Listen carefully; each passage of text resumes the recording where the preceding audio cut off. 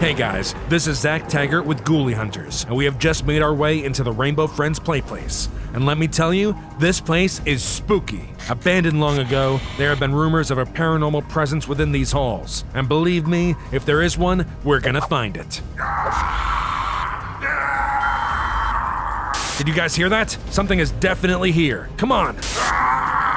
Go on, get in there. This is gold. This is for all the suffering you caused, Red. We're sick of you and this place. We want out, and the only way out is with you out of the picture. Are you seeing this, folks? These horrible creatures seem to be sacrificing one of their own in some sort of bizarre ritual. Don't look at me, look at them. No, you'll regret this. It's over. Not quite. Look, Oh my god, they saw us! looks like it's your unlucky day. They look tasty. What are you? What are you planning on doing with us? I'm Blue, and I'm a rainbow friend. All I want to do is tell our story. You see, we're all innocent victims of the one you just saw us destroy. We were only getting revenge. Victims? You mean you're not monsters? Not at all. We might look scary, but we were once humans, just like you. You see, it all started when we were drawn to this place through false promises, lies, and deception. As Blue talked to the camera crew, I could hardly believe what was happening. Our story was actually going to be told, and what's more, I started to think we were finally free of this place for good. If only it were that easy. Blue went on to explain then and there in front of everyone how exactly each of us was tricked into coming to this place. He talked about his phony job offer and the resulting crash and how he was dragged to the play place and turned into Blue. And then he spoke of Green, the bullies that tormented him, and eventually how Red tricked him into coming with the promise of fixing his eyesight. Next, he spoke of Purple, of his tragic upbringing, how he was guilted into one more theft, and how he paid the ultimate price for it. Lastly, he turned to me and explained to the whole world about who I used to be, reduced to the pitiful creature they see now. He even spoke of Yellow and Ducky, everything we were, everything we are now, all aired out like dirty laundry. And soon, the entire world will know the true story of the Rainbow Friends. But what happened next, I would have never guessed. We left the play place behind with the camera crew, and we did so peacefully. We were finally free of that place, for good,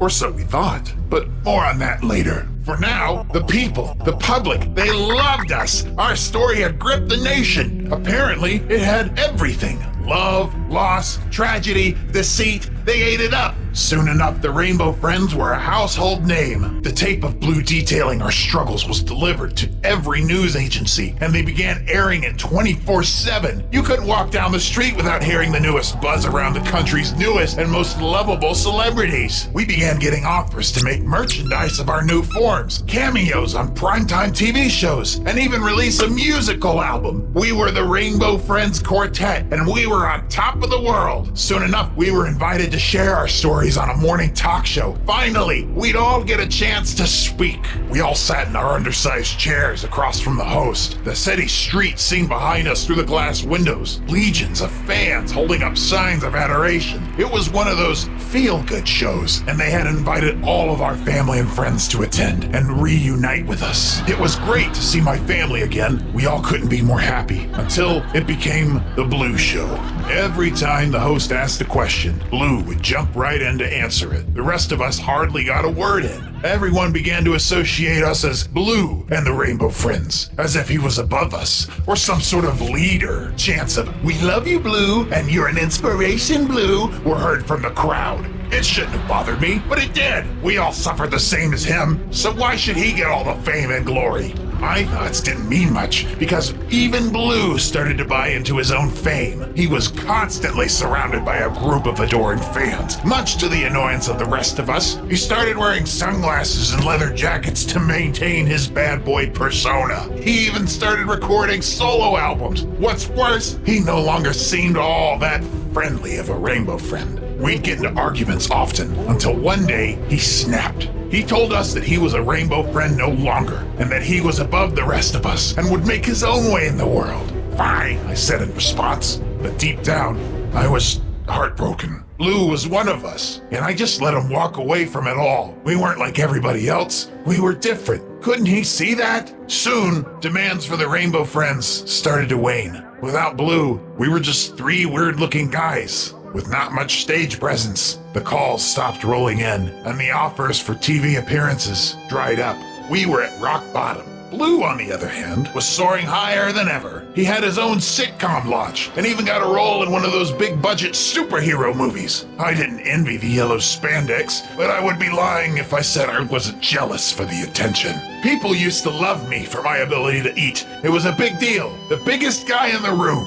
Now, I'm just one of an assortment of freaks, and even then, my star was falling fast. I knew that I needed to bring Blue back into the fold for me to be in the spotlight again. So, I orchestrated a bit of a trick. I managed to convince one of the big shows that we were going to do a genuine reunion of the Rainbow Friends live on air. People love a good reunion after all. The network executives ate it up. They only had one condition. Blue had to be there. I told them that of course he'd be there. He orchestrated it. In truth, I just tricked Blue into coming under the false pretense of a big meeting for a multi-picture movie deal. When he got to the studio and saw the three of us and a large audience waiting in anticipation, he wasn't very happy. Nevertheless, he was still a professional and the audience still loved him, so he sat and begrudgingly played along. Everything was going great until all of a sudden it wasn't. I don't know what started it exactly. Stop! Before we watch the ending, did you know that less than 15% of you are subscribed to the channel? That's crazy! Do yourselves a favor and hit that subscribe button so you never miss out on more awesome Rainbow Friends content. Alright, back to the video.